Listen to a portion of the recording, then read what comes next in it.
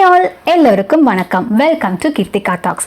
இன்னைக்கு நம்ம கோவில்கள் பற்றியும் அறநிலையத்துறையை பற்றியும் தான் பார்க்க போறோம். முதலாவதாக கோவில்களோட வரலாறு சங்க காலத்திலிருந்து ஆரம்பிக்குதுன்னு சொல்றாங்க. அதாவது கிமு 500 முதல் கிபி 300 வரை. அந்த காலத்துல ஒரு சிறு குடில்கள் சன்னதிகள் அமைச்சு வழிபட்டு இருந்திருக்கலாம்னு சொல்றாங்க. இது மட்டும் இல்லாம பெரும்பான்மையான பக்தி மரபுகள் எல்லாமே இயற்கையோட சார்ந்து இருந்திருக்கு. எடுத்துக்காட்டா பார்க்கணும்னா மலைகள், மரங்கள், காடுகள் இதெல்லாம் ஒரு புனித இடங்களா கருதி அங்கெல்லாம் மக்கள் வழிபட்டு இருந்திருக்காங்க. அடுத்ததாக பல்லவர்களுடைய காலம், அதாவது 6ஆம் நூற்றாண்டு முதல் 9ஆம் நூற்றாண்டு வரையிலான காலம். இந்த காலத்துல தமிழ்நாட்டில் பல்லவர்கள் பாறை கோவில்களை உருவாக்கியிருக்காங்க. எடுத்துக்காட்டா பார்க்கணும்னா மாமல்லபுரம், காஞ்சிபுரம் பகுதிகளில் இப்ப நம்ம பார்க்கக்கூடிய பாறை கோவில்கள் அனைத்தும் பல்லவர்களோட காலத்துல கட்டினதான். இந்த பாறைகளை குடைஞ்சு வழிபடக்கூடிய சிலைகளாகவும் கோவில்களாகவும் இவங்க உருவாக்கியிருக்காங்க. நந்திவர்மன், மகேந்திரவர்மன் போன்ற மன்னர்கள் வழிபாட்டையும் இந்த பாறைகளை குடைஞ்சு கோவில்களா உருவாக்குற அந்த கலையையும் சேர்த்தே வளர்த்திருக்கார்கள். அடுத்ததாக பாண்டியர்கள் மற்றும் சோழர்களுடைய காலம், 9ஆம் நூற்றாண்டு முதல் 13ஆம் நூற்றாண்டு வரை. இவர்களோட காலத்துல தான் கட்டிடக்கலை மிகவும் உயர்ந்துச்சுன்னே சொல்லலாம். அது எப்படின்னு கேட்டா, சோழர்கள் தான் மிக பிரம்மாண்டமான முறையிலும் மிக பிரமிக்கத்தக்க வகையிலும் கோவில்களை கட்டினாங்க. நல்ல பெரிய அகலமான நிலப்பரப்புகள்ல உயரமான ராஜ கோபுரங்கள் வச்சு பெரிய விமானங்கள் வச்சு கோயில்கள் கட்டினாங்க. எடுத்துக்காட்டா பார்க்கணும்னா திருவையாறு, மதுரை மீனாட்சி அம்மன் கோவில், நம்ம தஞ்சை பெரிய கோவில், இது எல்லாமே சோழர்களோட காலத்துல கட்டப்பட்ட கோவில்கள் தான். அடுத்ததான் நாயக்கர்கள் வந்தாங்க, பின்பு மராத்தியர்கள், அப்புறம் பலரும் வந்தாங்க. கடைசியா நம்ம நவீன காலத்துக்கு வந்துட்டோம். இந்த காலகட்டத்துல பெரிய அளவுல கோவில்கள் கட்டல. இருந்தாலும் ஏற்கனவே கட்டி வச்ச கோவில்கள்ல சீரமைப்பு பணிகள், பராமரிப்பு பணிகள் எல்லாம் பரவலா நடந்துச்சு. பிரிட்டிஷ் காலத்துல கூட தமிழர்கள் கட்டிய கோவில்கள் ஆன்மீக அடையாளங்களாகவும் தமிழர்களோட கலாச்சாரத்தை போற்றும் வகையிலும் இருந்துச்சுன்னு சொல்றாங்க. அடுத்ததான் இந்த கோவில்களை பராமரிக்கக்கூடிய, இந்த கோவில் சார்ந்த பணிகளை பார்க்கக்கூடிய ஒரு தனித்துறை அறநிலையத்துறை எப்படி உருவாச்சு, அதோட வரலாறு பார்க்கலாம் வாங்க. இந்தியாவில் அப்போ இருந்த கிழக்கிந்திய கம்பெனி சில சட்டங்கள் இயற்றி தமிழர்களோட கோவில்கள் நிர்வாகத்தில் நேரடியாக நுழைஞ்சிருக்காங்க. ஆனால் இதுக்கு பல எதிர்ப்புகள் வந்திருக்கு. அதன் காரணமாக 1841 முதல் 1862 வரை இந்த கோவில் நிர்வாகத்திலிருந்து பிரிட்டிஷ் அரசாங்கம் விலகிடுச்சு.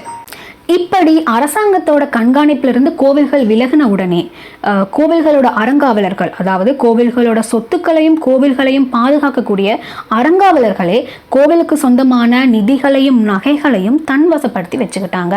அது மட்டும் இல்லாம கோவிலுக்கு சொந்தமான நிலங்களை குறைந்த விலைக்கு குத்தகைக்கு விடுறது, விற்கிறது போன்ற சட்டப்புறம்பான செயல்களை இந்த அறங்காவலர்கள் பண்ணிட்டு இருந்திருக்காங்க. நிலையான வருமானம் இல்லாம, நிதி ஆதாரம் இல்லாம பல கோவில்கள்ல பூஜைகள் நிறுத்தப்பட்டுச்சு. வழிபாட்டு தலங்கள்ல பல ஊழல்கள் நடக்குது அப்படின்னு சொல்லிட்டு 1863 வருஷம் முதலாவதாக அறநிலைய சட்டம் போடப்பட்டுச்சு.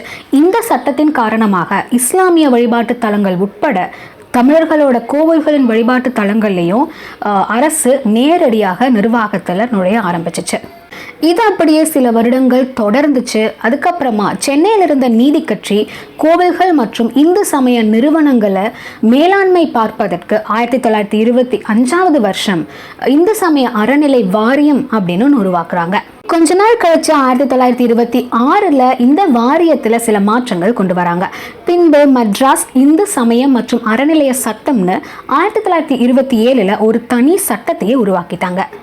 அடுத்ததாக இந்திய சுதந்திரம் அடைஞ்சதுக்கு அப்புறமா ஓய்வு பெற்ற நீதிபதி திரு வெங்கடரமணராவ் நாயுடு அவர்களோட தலைமையிலான 6 பேர் கொண்ட குழு அறிக்கை தயாரிச்சு அந்த அறிக்கையின்படி இந்து சமயம் மற்றும் அறநிலைத்துறை அப்படின்னு ஒரு தனித்துறையே உருவானது.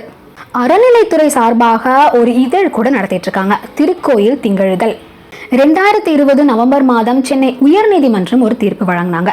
என்னன்னா, சென்னை நீலாங்கரை பக்கத்தில் இருக்க சக்தி முத்தம்மன் கோவிலுக்கு சொந்தமான இடங்கள்ல மீன் சந்தை நிறுவுவதற்கும் மீன் உணவகங்கள் திறப்பதற்கும் மீன்வளத்துறை நடவடிக்கை எடுத்தாங்க.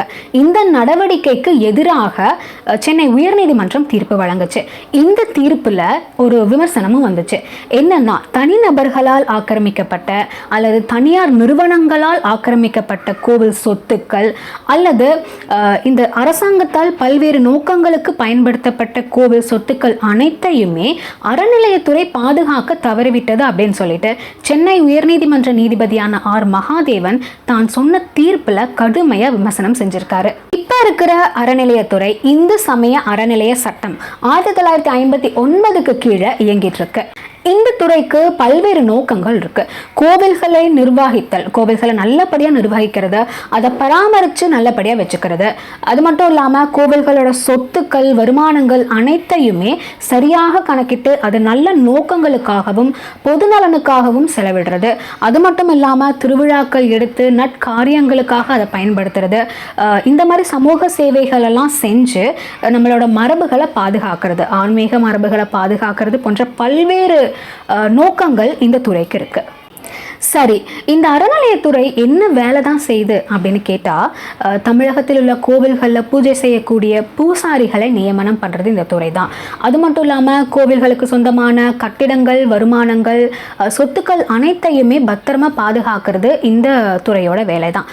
இது மட்டும் இல்லாமல் கோவில்களில் நடக்கக்கூடிய பூஜைகள் திருவிழாக்கள் எல்லாம் சரியாக நடைபெறுதா அப்படின்னு மேற்பார்வை பார்க்குறதும் இந்த துறையோட வேலையாக தான் இருக்குது. இது மட்டும் இல்லாமல் 2003ஆம் வருடத்திலிருந்து தமிழகத்தில் உள்ள அனைத்து கோவில்கள் மற்றும் மடத்துக்கு சொந்தமான யானைகளுக்கு புத்துணர்வு அளிக்கும் வகையில் நலவாழ்வு முகாம் அப்படின்னு ஒன்று வருஷம் பண்ணிட்டு இருக்காங்க. இதுவும் இந்த துறையோட கீழே தான் மேற்பார்வையில் தான் பண்ணிட்டு இருக்காங்க. தமிழக அறநிலையத்துறைக்கு கீழே கிட்டத்தட்ட 38,000க்கும் அதிகமான கோவில்கள் நிர்வகிக்கப்படுதுன்னு சொல்றாங்க. 2025 தற்போது தமிழக அறநிலையத்துறையின் அமைச்சராக இருப்பவர் PK சேகர் பாபு. இந்த கோவில்களின் மூலமாக ஒரு வருடத்திற்கு சுமார் 6,000 கோடி ரூபாய் வருமானமாக வருதுன்னு சொல்றாங்க. இந்த வருமானம் எங்கிருந்து வருது அப்படின்னு பார்த்தா, கோவிலில் கொடுக்கக்கூடிய நன்கொடைகள், நம்ம போடுற உண்டியல்ல போடுற காசுகள், திருமணத்திற்காக செலுத்தக்கூடிய கட்டணங்கள், பூஜை செய்வதற்காக செலுத்தக்கூடிய கட்டணங்கள், கோவில் நிலங்களிலிருந்து வரக்கூடிய வருமானங்கள், அது மட்டும் இல்லாமல் இந்த கோவிலில் பூஜை பொருட்கள் வாங்குறதுக்குன்னு ஒரு கடைகள்லாம் இருக்கும், அந்த கடைகள் கிட்ட கூட கட்டணங்கள் வசூலிப்பாங்க. அதனால இந்த மாதிரியான பலதரப்பட்ட வருமானங்கள் சேர்ந்து ஒரு வருடத்திற்கு கிட்டத்தட்ட 6,000 கோடி ரூபாய் வருமானமா வருதுன்னு சொல்றாங்க. இந்த வருமானத்தை வச்சு கோவில்களை பராமரிக்கிறது, கல்வி மற்றும் மருத்துவ சேவைகளுக்கு செலவிடுறது, அது மட்டும் இல்லாமல் மிக பழமையான கோவில்களை புனரமைச்சு பாதுகாக்கிறது, கோவில்களில் நடக்கக்கூடிய அன்னதானங்கள், பல்வேறு ஆன்மீக நிகழ்ச்சிகள் போன்றவை எல்லாத்துக்குமே இந்த வருமானத்து மூலியமாக தான் பணம் எடுத்துக்கிறாங்க. கோவில்கள் மற்றும் தமிழர்களை பிரிக்கவே முடியாதுன்னு தான் சொல்லணும். அதுக்கு காரணம் என்னன்னு கேட்டால், அந்த காலத்தில் கல்வி சொல்லி கொடுத்ததே கோவில்களில் தான். கலை நிகழ்ச்சிகளான நடனங்கள், இசை போன்றவற்றை கோவில்களில் தான் அதிகமாக பண்ணியிருந்திருக்காங்க.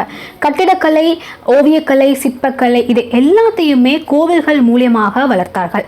பண்டிகைகள், திருவிழாக்கள் எல்லாமே சமூக ஒற்றுமையை குறிக்குது.